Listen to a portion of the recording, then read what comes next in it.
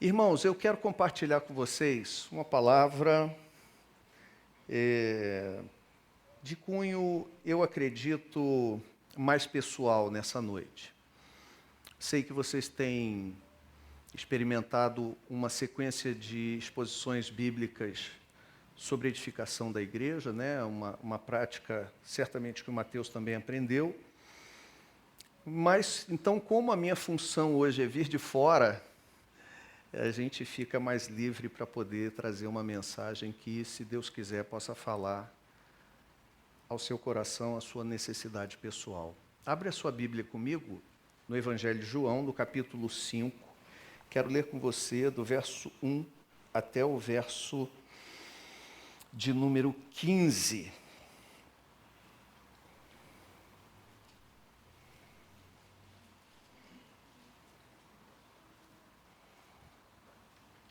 Olha, esse é um problema sério. Vocês me dão um relógio sem hora para terminar?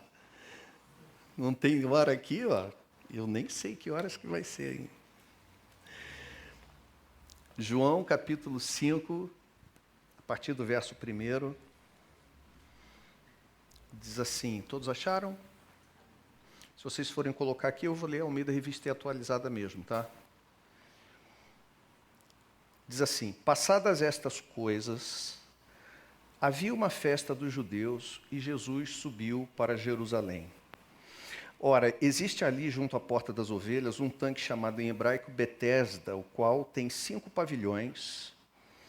Nestes jazia uma multidão de enfermos, cegos, coxos, paralíticos, esperando que se movesse a água, porquanto um anjo descia em certo tempo agitando-a. E o primeiro que entrava no tanque, uma vez agitada a água, sarava de qualquer doença que tivesse. Estava ali um homem enfermo, havia 38 anos. Jesus, vendo-o deitado e sabendo que estava assim há muito tempo, perguntou-lhe, queres ser curado? Respondeu-lhe o enfermo, Senhor, não tenho ninguém que me ponha no tanque. Quando a água é agitada, pois, enquanto eu vou, desce outro antes de mim. Então lhe disse Jesus, levanta-te, toma o teu leito e anda. Imediatamente o homem se viu curado e, tomando o leito, pôs-se a andar. E aquele dia era sábado. Por isso disseram os judeus ao que fora curado, hoje é sábado e não te é lícito carregar o leito. Ao que lhes respondeu, o mesmo que me curou me disse, toma o teu leito e anda. Perguntaram-lhe eles, quem é o homem que te disse, toma o teu leito e anda? Mas o que fora curado não sabia quem era, porque Jesus se havia retirado, por haver muita gente naquele lugar. Mais tarde, Jesus o encontrou no templo e lhe disse, olha, que já estás curado, não peques mais para que não te suceda coisa pior. O homem retirou-se e disse aos judeus que fora Jesus quem o havia curado. Somente até aqui, vamos orar?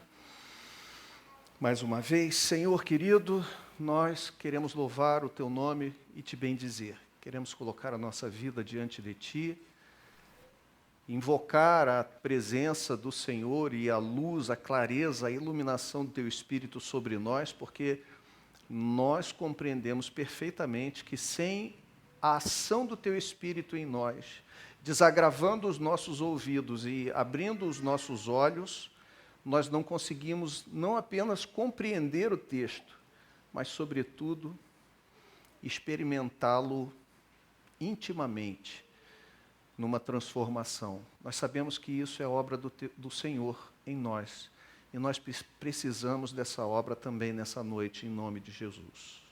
Amém. Se Jesus te perguntasse hoje, do que você precisa? Se Jesus te perguntasse hoje, queres ser curado? O que você lhe responderia? Se Jesus perguntasse a você, nesse exato momento, você quer que te faça o quê? Qual seria a sua resposta? Será que seria uma resposta assertiva? direta. Senhor, eu preciso disso. Senhor, eu preciso daquilo. Pergunto a você, você sabe do que precisa? Responderia assertiva e diretamente à pergunta de Jesus? Já se pensou? Eu às vezes penso, quando eu olho para alguns textos bíblicos, que às vezes parece que Jesus faz umas perguntas sem ter nada a ver. E fala umas coisas descoladas de todo o contexto. O texto diz que ele vai para um lugar onde jazia grande multidão de coxos, cegos, paralíticos, gente doente, enferma. Ali tem um paralítico que está naquela condição há 38 anos. E aquele lugar é conhecido por ser um lugar onde há uma certa manifestação, ou pelo menos havia o boato, a história de que uma determinada manifestação acontecia de tempos em tempos, e a pessoa que caía nas águas primeiro, que conseguia entrar nas águas, ela era curada do seu mal. Aquele homem está ali, dentro dessa situação. E você pode tentar imaginar Jesus entrando numa UPA, com todo mundo doente, e ele pergunta então para você, você quer ser curado? Às vezes a gente pensa assim, que pergunta, parece ser óbvia a resposta. Mas se você bem entendeu o texto que nós lemos, a resposta não foi tão óbvia. E às vezes, essa resposta, que não é tão óbvia e não é tão direta, ela é assim porque existe uma causa. Eu quero meditar com você sobre isso nessa noite. Com base nesse texto, eu quero entender por que é que algumas vezes a gente não responde diretamente a Deus. A gente não consegue definir claramente diante de Deus, ou pelo menos não tem a resposta adequada para dar diante de algumas situações que Ele mesmo apresenta como possibilidade de solução para nós.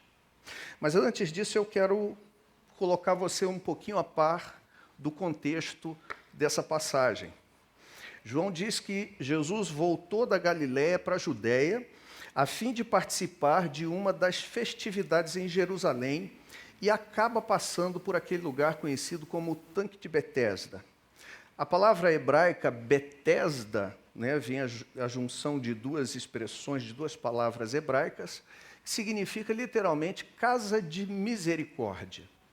Casa de misericórdia, então, é aquele lugar, aquele tanque ficava no lugar conhecido como Casa de Misericórdia. O Tanque de Betesda era um reservatório de água em Jerusalém que tinha o tamanho de aproximadamente 5.000 metros quadrados.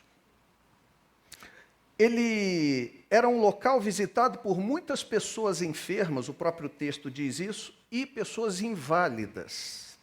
Essas pessoas se reuniam naquele local com a esperança de serem curadas quando as águas do tanque eram agitadas, conforme nós vimos aqui. O texto explicativo sobre isso está entre colchetes, o que sugere que essa pode ser uma possibilidade. É possível que, de fato, houvesse um anjo que mexia as águas, é possível que isso fosse uma espécie de crendice das pessoas sobre aquela determinada situação. O ponto é que nós temos ali uma grande multidão de pessoas, e o texto diz pessoas que jaziam, Jazer, ou jazir, é estar morto. Pessoas que estavam mortas, metaforicamente falando, porque estavam numa condição de saúde que já não tinha mais jeito. Eram pessoas que estavam mortas socialmente, possivelmente mortas familiarmente, mortas economicamente. Elas estavam mortas do ponto de vista talvez até existencial. Pessoas que já não diziam mais nada para ninguém. Há uma festividade em Jerusalém e aquele lugar está abarrotado de gente, aguardando a oportunidade de experimentar uma transformação, um milagre na sua vida. E ali o texto diz que nós temos ali, segundo escavações do século XIX, que revelaram um tanque, né, que era grande o suficiente, duplo, retangular, com uma divisão em pedra de aproximadamente 6 metros de espessura. E a área alcançada por esses tanques era de cerca de 50 por 100, o que dava aí 5.000 metros quadrados. Havendo também ali 5 pórticos, que eram colunas cobertas, onde esses enfermos ficavam enquanto esperavam. E o texto diz que Jesus, então, encontra-se com um inválido há 38 anos. O que também não temos informação se aquele homem tem 38 anos, se nasceu naquela condição ou se ficou, provavelmente, naquela condição devido a alguma questão que ocorreu na sua infância, na sua vida.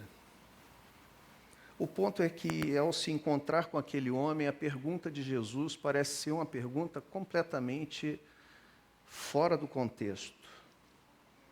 Você quer ser curado? Eu fico pensando a resposta desse homem, se ele é grosso. Não, eu estou aqui de brincadeira. Tolerância zero, como aquele quadro que tinha na televisão. O que o senhor acha que eu estou fazendo aqui? Por que eu estaria aqui se eu não estivesse necessitado de uma cura? Mas a resposta desse homem não é essa. Na verdade, esse homem não se sente sequer imbecilizado pela pergunta de Jesus. Pelo contrário, a resposta que esse homem dá é uma resposta evasiva.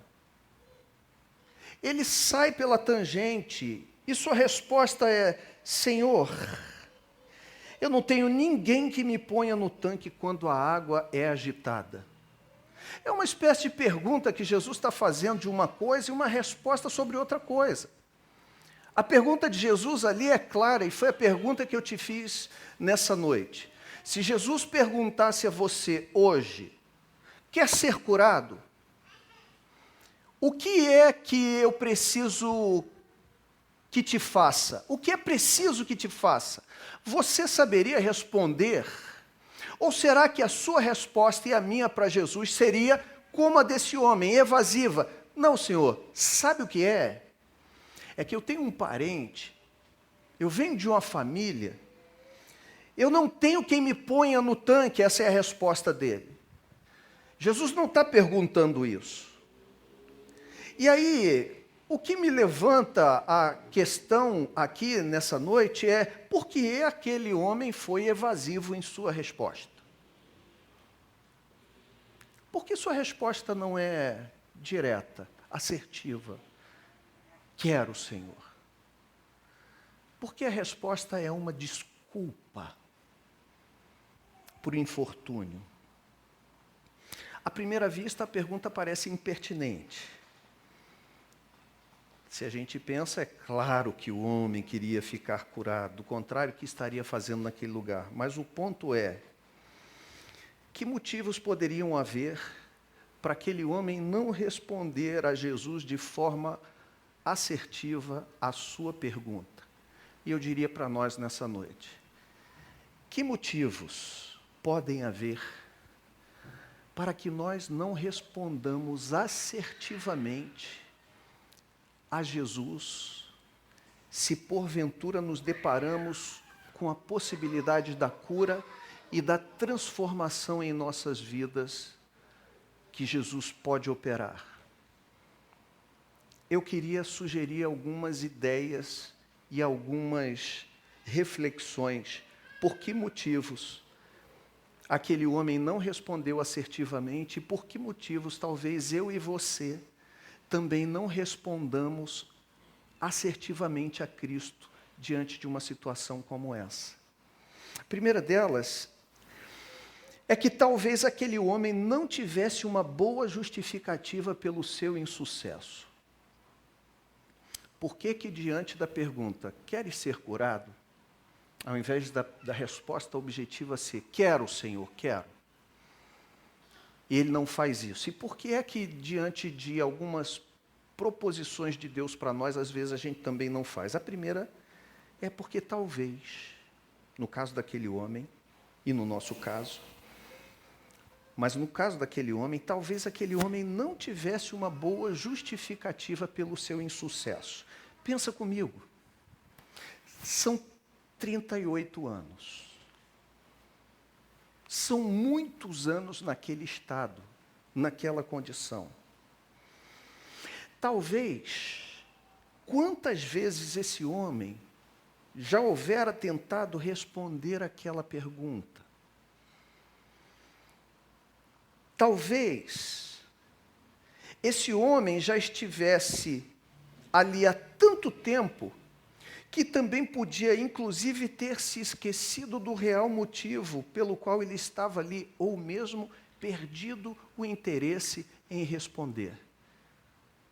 São tantos anos que a pergunta talvez agora não faça mais nem sentido, eu não sei mais nem se de fato eu quero. Já parou para pensar?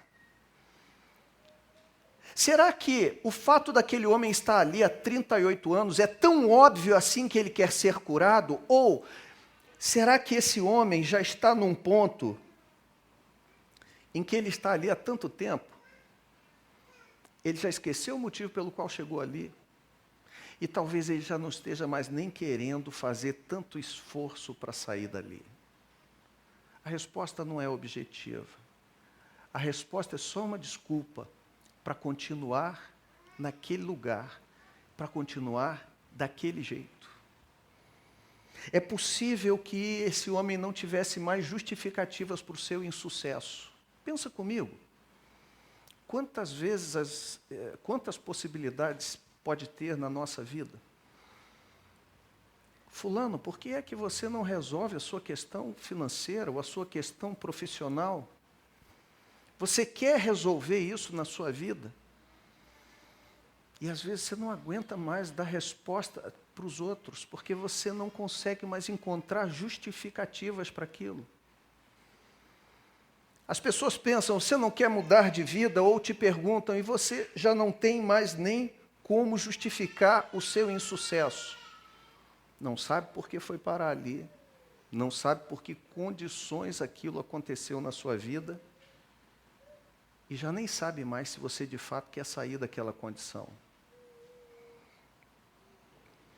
Eu penso que às vezes esse é um motivo pelo qual a gente não responderia a Jesus objetivamente. Eu nem sei, Senhor, se de fato eu ainda quero sair daqui. Eu nem sei mais quem eu sou sem essa minha doença. Você sabe que o ser humano tem uma capacidade enorme de adequação. Nós nos adequamos às coisas boas, mas nos adequamos também às coisas ruins. A adaptação do ser humano é um negócio fabuloso. Há muitos anos atrás, eu tinha carro sem ar-condicionado e direção hidráulica. Na época que as pessoas diziam, não, rapaz, olha, carro, você tem que ter ar-condicionado. Eu era jovem, eu preferia comprar um carro mais novo sem ar-condicionado do que comprar um carro mais velho com ar-condicionado. E eu pensava, não, que nada, isso é bobagem, ar-condicionado é bobagem. Até o dia que eu tive o meu primeiro carro com ar-condicionado. E depois eu disse assim, gente, não é possível, como é que uma pessoa tem um carro sem ar-condicionado? Que absurdo! Lembrando que, às vezes, quantas vezes eu andei a pé do Outeiro das Pedras para o Alberto Torres? Quantas vezes eu comi o dinheiro da passagem no intervalo, né, e voltava a pé 2 quilômetros e alguma coisa lá até o Outeiro, perto lá do Veragô, onde era o antigo sítio de Tal.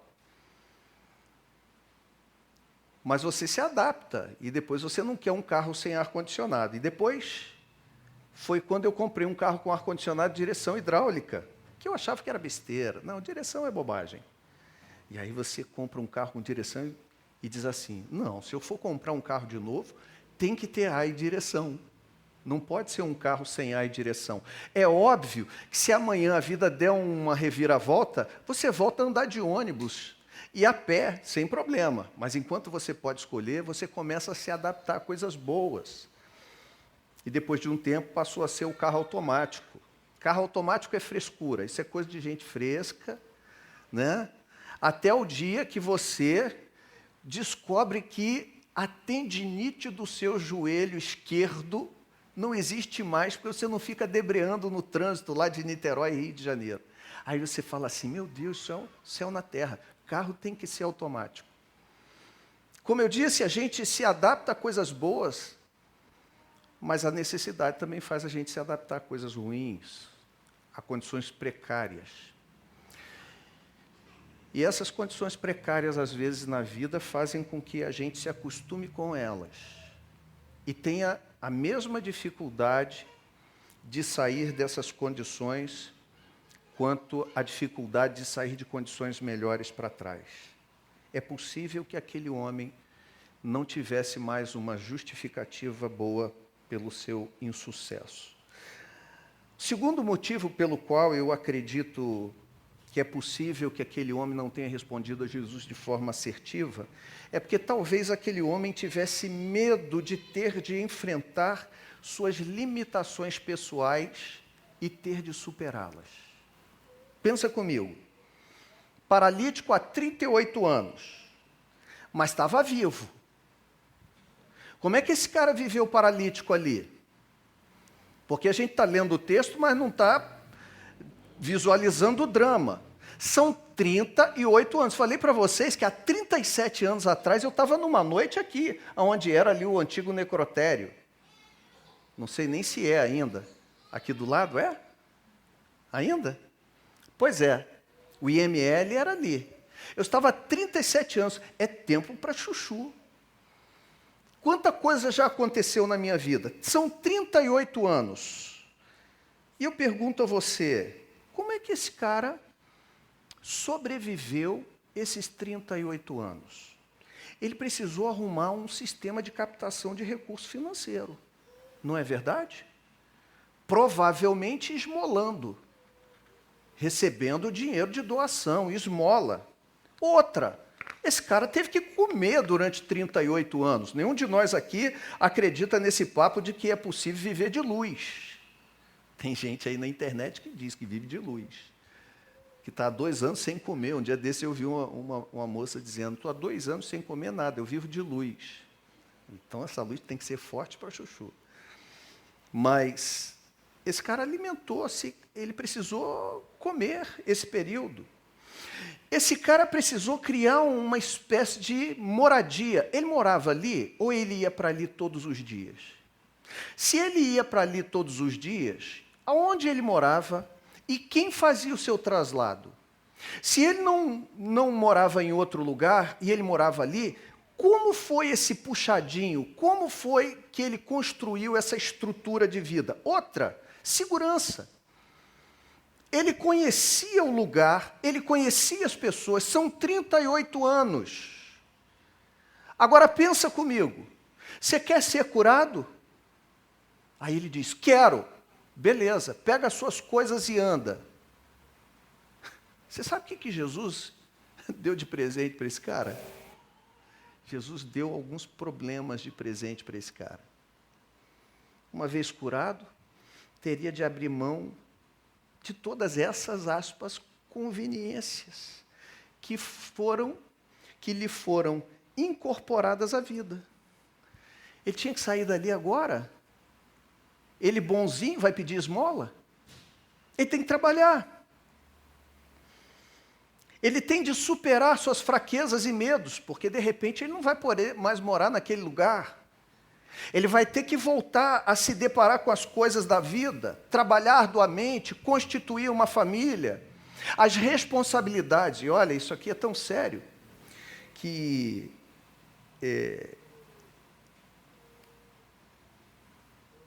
ele possivelmente, como qualquer um de nós, poderia ter medo desse novo momento na sua vida.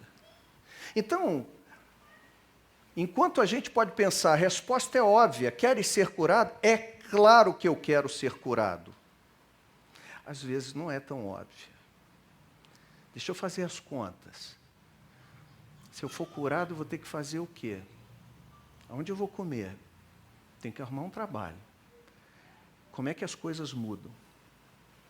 Sabe, às vezes, algumas circunstâncias da vida nossa, que a gente está orando ali para Deus, Senhor, me ajuda, eu preciso sair dessa situação, eu preciso sair daquela situação, estou vivendo uma situação subhumana, eu estou vivendo uma situação profissional, uma situação econômica, uma situação de abuso emocional, uma situação afetiva, que é desgastante, que me deixa aleijado. Só que a pergunta é, e se tirar essa ambiência, porque ela é ruim, ela te faz sofrer, ela nos faz sofrer, mas como eu disse, a gente aprende a conviver ali. A gente aprende a conviver no lugar ruim. A gente cria os nossos sistemas de vida. A gente aprende a conviver com a enfermidade. Vocês sabem onde que eu tenho visto muito isso na vida pastoral? Eu tenho visto isso em questões emocionais de muitas pessoas. Por incrível que pareça, às vezes há uma resistência enorme de algumas pessoas buscarem auxílio, por exemplo, numa terapia, quando elas vão sendo confrontadas com o fato de que elas podem ir se livrando de circunstâncias da vida que atrapalham, enfraquecem, que oprimem a sua existência. Mas muitas vezes elas fazem a opção de voltar atrás. Preferem viver oprimidas, angustiadas, constrangidas. Por quê? Porque aprenderam a viver ali. Se sentem seguras vivendo naquela ambiência, mesmo sendo prejudicial, mesmo sendo insalubre, mesmo não sendo saudável e sendo um ambiente doentio e adoecedor. É possível que esse homem tivesse dado a resposta evasiva a Jesus por isso? É claro que é possível. Aprendi a viver aqui, vou fazer o quê depois de 38 anos? Essa semana passada, um casal da nossa igreja deu entrada no divórcio. Houve uma situação muito grave naquele casal que já estava casado há mais de 20 e tantos anos. 22 ou 23 anos casados, mas eles juntos, eu acho que estão há 27 anos. E, assim, um casal muito querido da nossa comunidade, chegaram a essa questão chegaram a esse ponto por uma questão que houve no relacionamento deles, mas um casamento que vinha aos trancos e barrancos há muitos anos. E mesmo aquele casamento ruim, aos trancos e barrancos há muitos anos, uma fala da moça, da esposa, da irmã, me chamou a atenção quando ela disse assim: o que é que eu vou fazer agora sozinha aos 43 anos de idade? Ouve o ruído que tem por detrás desse negócio. O casamento era péssimo. Moralmente falando, coisas muito ruins já haviam acontecido com ela. Ela já teria tido, inclusive, a justificativa por questões morais, conjugais e sexuais, de se separar muito tempo atrás. E ela relevava. E isso foi destruído porque simplesmente chegou a um ponto em que se tornou uma coisa tão escandalosa que ela disse: eu não consigo mais dar conta disso daqui para frente. Agora eu preciso dizer basta. Mas entenda o drama dessa mulher. Ela estava se submetendo a uma vida muito ruim. Mas ela tem um drama. O que eu vou fazer agora com 43 anos de idade? Foram as palavras dela. Talvez ela tenha começado a pensar isso aos 33. E aqui eu não estou falando a favor de divórcio, não. Eu só estou dizendo que ela estava subjugada num relacionamento muito ruim. Só que ela acostumou. Era preferível aquele sofrimento em que se havia acostumado com aquele lugar, do que o desafio que agora, a contragosto, ela vai ter de experimentar a vida. Ela falou, o que eu vou fazer da vida? Eu falei, você precisa primeiro entender que você tem uma vida, independente dessa situação. E você precisa entender que você precisa dar continuidade à sua vida. A sua vida já existe, independente de A, de B ou de C. É fácil falar estando de fora. É verdade o que eu falei para ela, mas ela vive um drama. Há um terceiro motivo pelo qual talvez aquele homem também tivesse medo de falar assertivamente para Jesus, que poderia ser o medo de se deparar com as responsabilidades sociais e legais da vida comunitária. Uma vez curado, deveria passar, se vive debaixo dos princípios da lei judaica, aqui nesse texto, uma vez curado, aquele homem deveria passar da condição de beneficiado a beneficiador. Se ele ali recebe esmola, que era a prática do judaísmo, ele agora, saindo daquela condição, é alguém que precisa ajudar aqueles que ficaram em Betesda, ou seja, responsabilidade social com os que ficaram. Uma vez curado, perceba que lá no verso 9 e 10, ele foi interpelado pelos doutores da lei, porque a lei dizia que era proibida a realização de trabalho no sábado. Olha só, o cara foi curado. Qual a primeira coisa que se depara? Ele se depara com o guarda de trânsito que disse para ele, ó, você parou a sua esteira no lugar errado. Você vai tomar uma multa. Ou com a Receita Federal, que chegou para ele e disse assim, cadê a sua declaração do imposto de renda?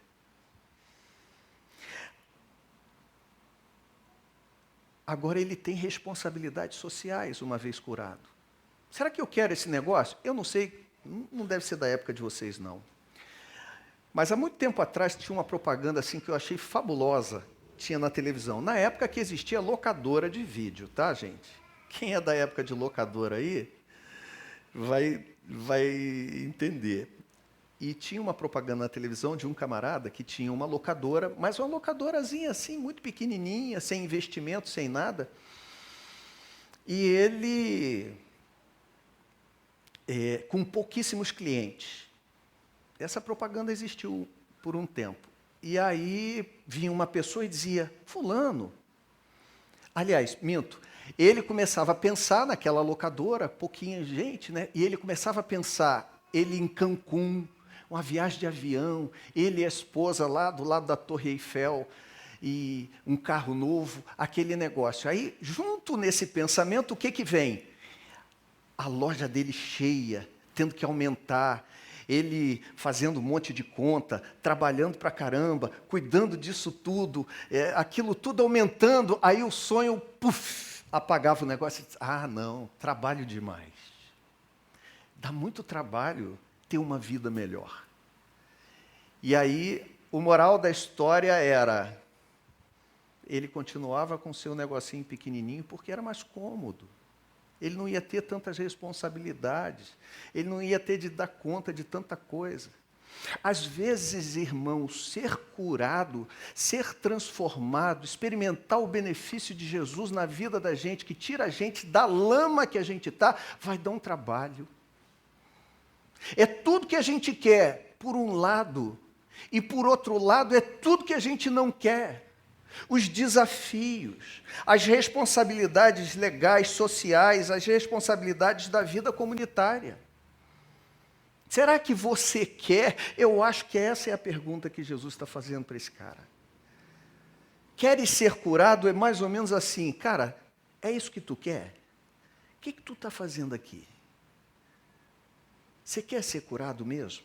E por fim, talvez aquele homem tivesse medo de se deparar com as exigências também da sua conduta religiosa diante dos princípios de Deus no seu cotidiano. Ou seja, aquele homem pode não ter respondido assertivamente, porque ele já estava cansado de si mesmo, já tinha perdido inclusive a sua identidade.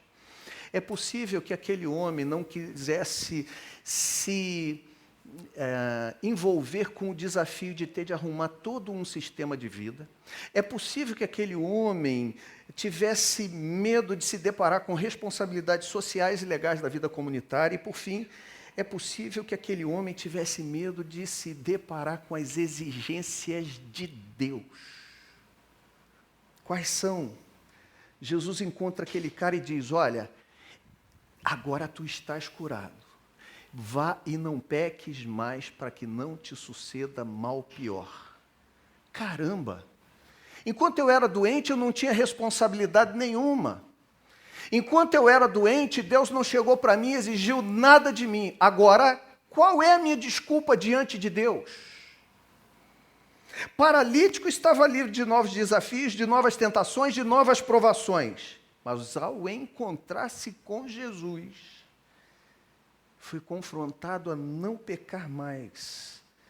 Talvez, possivelmente, no contexto, naquilo que tenha levado ele ao infortúnio da paralisia, para não sofrer consequências mais desastrosas em sua vida. Às vezes é cômodo para a gente continuar na situação que a gente está, porque a gente tem boa desculpa para falar diante de Deus. Eu não preciso mudar muita coisa na minha vida.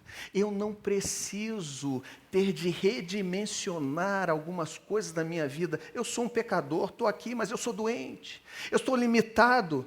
Há uma autojustificação.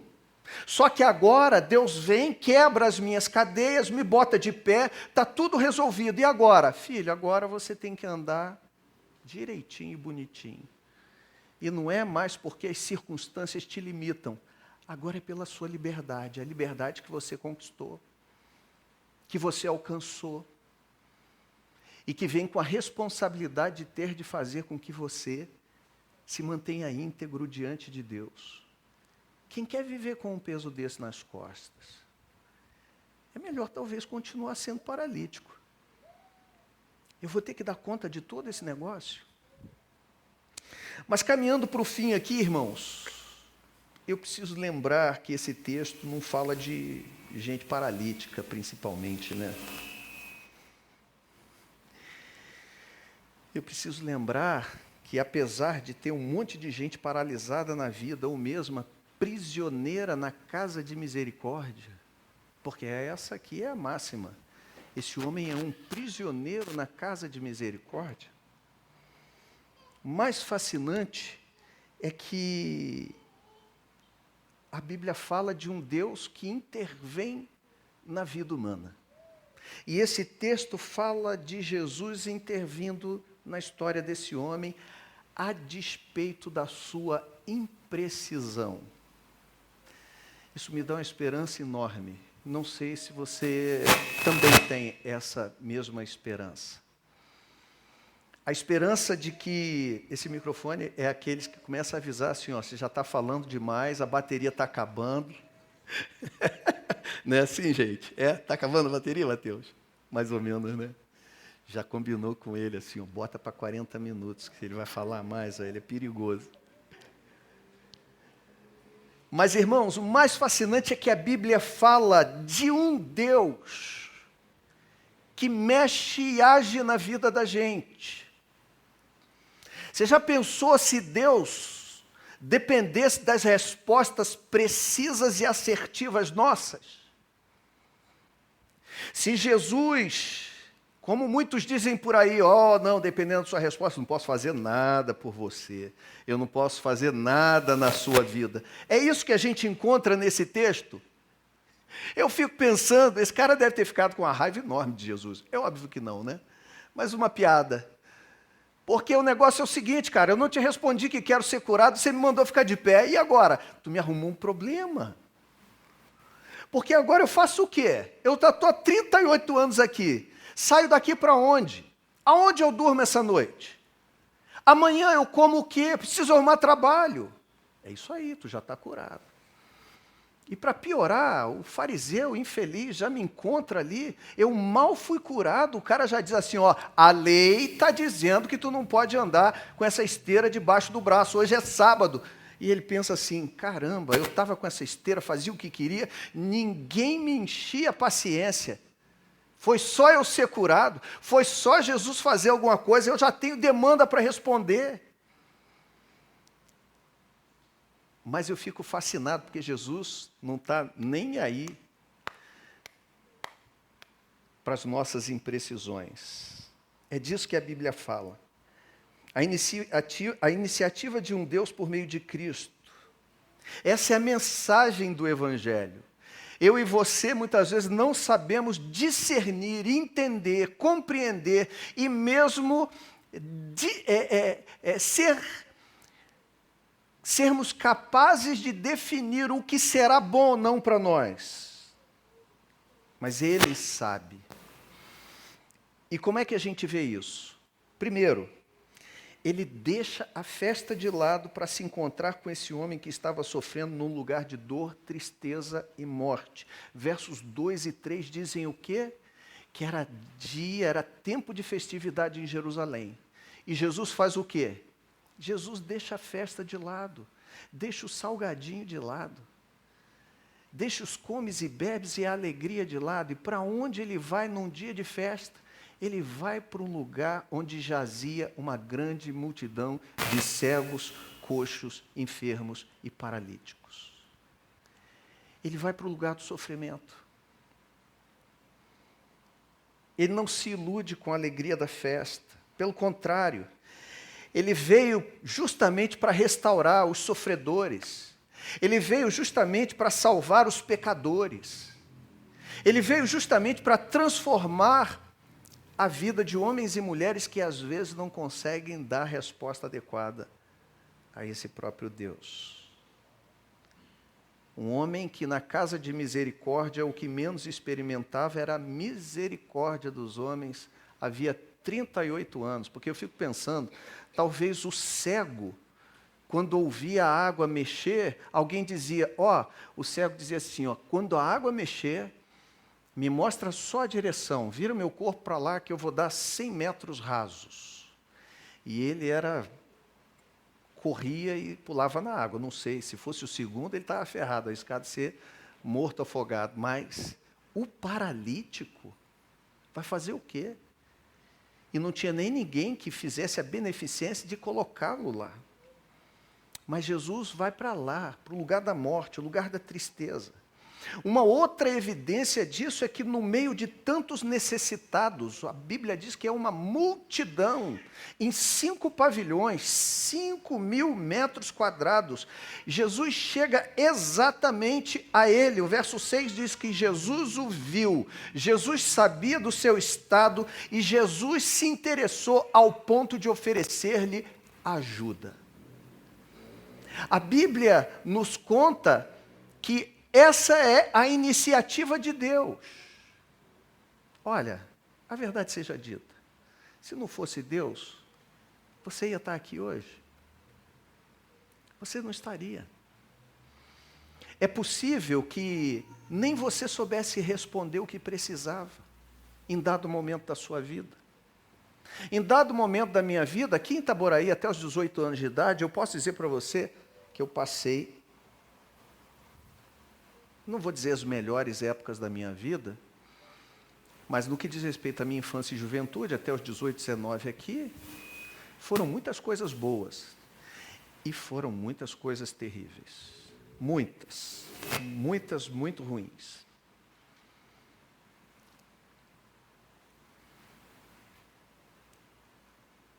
Alguns episódios, inclusive, com crente. Eu era um terror aqui para os crentes. Tem uns castigos que Deus faz que são ótimos, né? Bota a gente crente depois, né? Bota a gente pastor. Outra coisa que eu falava mal era de pastor. Aí Deus falou assim para mim, né? Provavelmente. Falou assim, eu vou te dar um castigo legal, você vai virar pastor. Deixa agora o pessoal falar mal de você.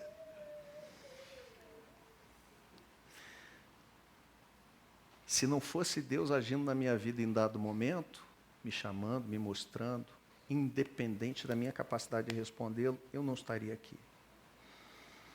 Como é que esse texto nos deixa claro? Jesus deixa a festa e vai para o lugar de morte. no meio de tantos necessitados, Jesus chega àquela pessoa e conhece a sua realidade, se interessa ao ponto de oferecer-lhe ajuda. E terceiro e último lugar, uma vez encontrando-o, Jesus não respeita a sua indecisão. Se a gente fosse pentecostal, eu ia dizer assim, você pode dar um glória a Deus, bate palma, dança no mistério aí, irmão. Porque é motivo de grande alegria para a gente. O fato de Deus, muitas vezes, em Jesus, não respeitar as nossas indecisões e faltas de assertividade. Você já ouviu, talvez muitos pregadores aí, ó, se você não souber disser o que você quer, se você não souber disser as palavras certas, se você disser as palavras erradas, você vai atrair coisa ruim. É um esoterismo gospel que existe na internet. Se você não disser as palavras certas, mas quem é que sabe sempre dizer as palavras certas? A Bíblia diz que o Espírito intercede por nós com gemidos inexprimíveis, porque muitas vezes nós não sabemos orar como convém.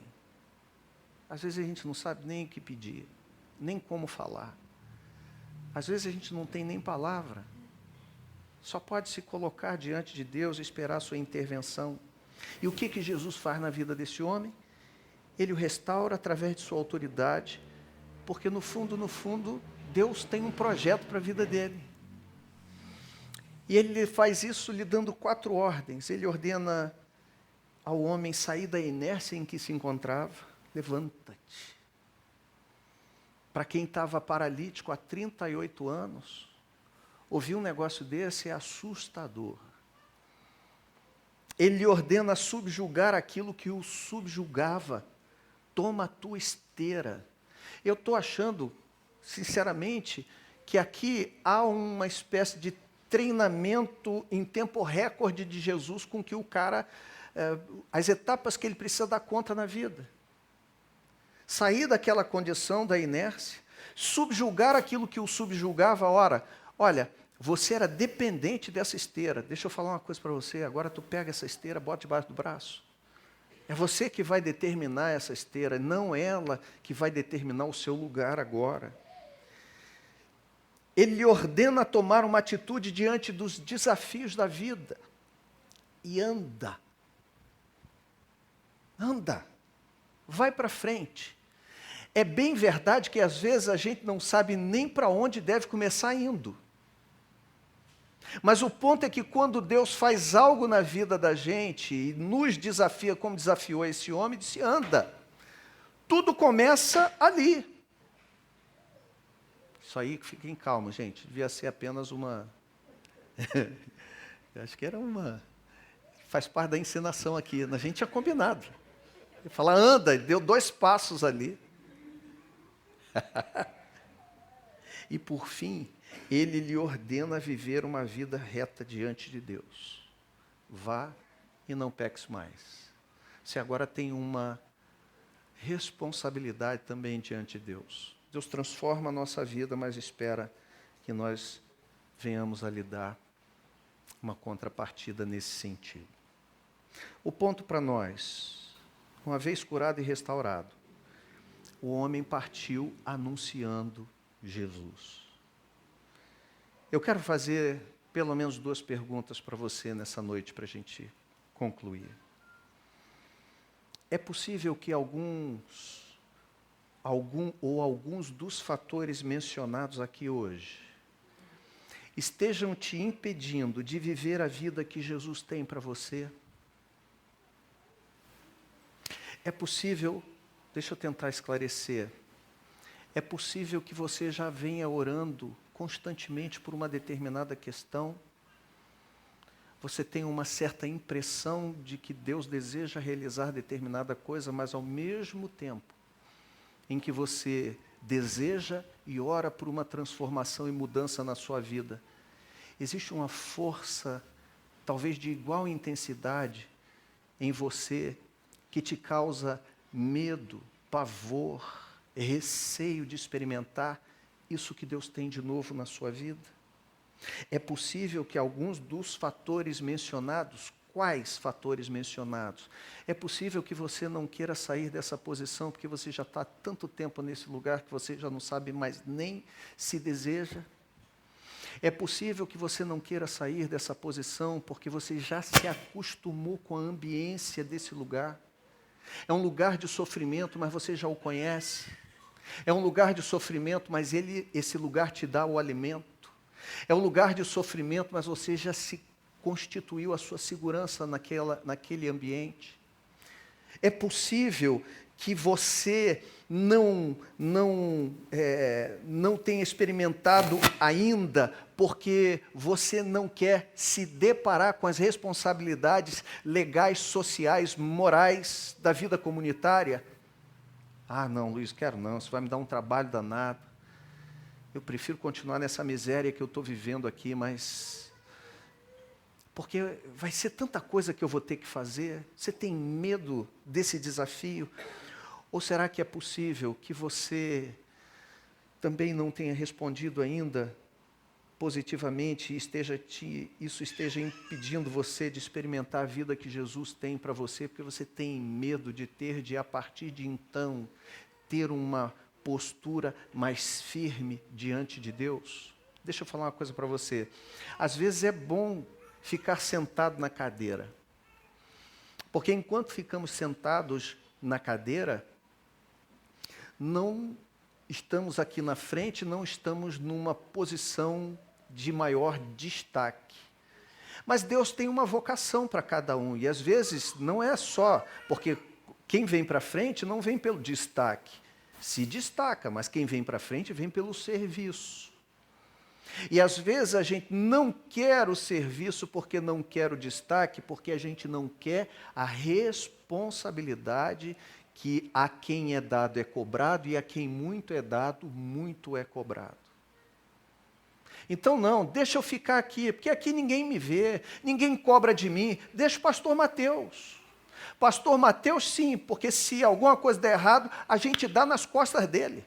Mas na minha não, deixa eu ficar nessa posição. Você seria capaz de identificar qual seria? É possível que você não tenha confiança em sua resposta, porque não tem uma boa justificativa pelo seu insucesso há tanto tempo que já decidiu desistir de tentar explicar. É possível que você não tenha confiança em sua resposta, porque tenha medo de ter de enfrentar suas limitações pessoais, lutar contra elas e superá-las. Vou ter que acordar cedo, né?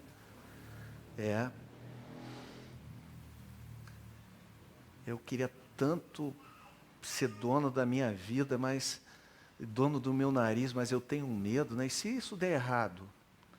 Se eu montar o meu negócio e isso não der certo, né? Deixa eu continuar sendo funcionário aqui, porque se der errado, eu recebo o meu todo mês, fim de mês, mas se eu montar meu negócio, eu vou ter responsabilidade com os outros. É possível que você não tenha confiança em sua resposta, porque tenha medo de se deparar com responsabilidades sociais, legais, tenha medo de crescer, tenha medo de amadurecer. É possível que você não tenha confiança em sua resposta, porque tenha medo de se deparar com as exigências de sua conduta moral e religiosa, diante dos princípios de Deus, diante da sua igreja, no seu cotidiano.